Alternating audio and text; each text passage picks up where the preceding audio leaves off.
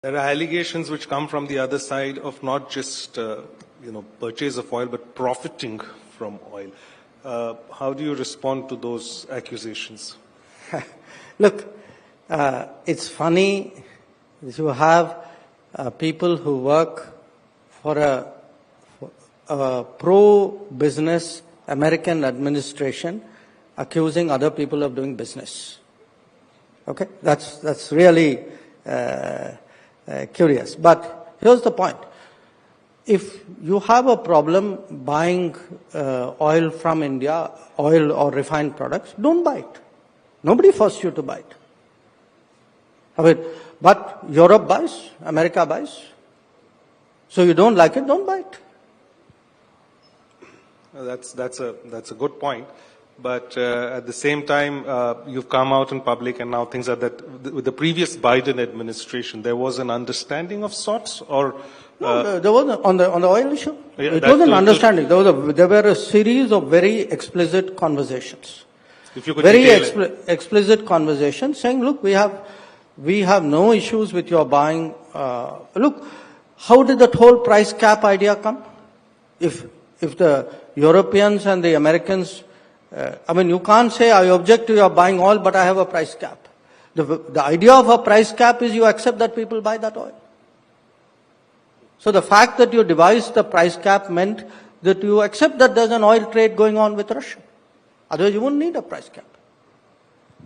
But that India's role in keeping the price stable, I was trying to... Absolutely. There were clear conversations on that? In 2022, there was deep nervousness because oil prices went up. There was great nervousness, international nervousness about the price of oil. And there were a set of conversations with different people in the American administration at that time that if India wanted to buy Russian oil, that's fine by us because it will stabilize the price of oil. And by the way, after January, there were no conversations with the current administration saying don't do that. And this never came up in any of the trade conversations? Never? Anybody ever asked you?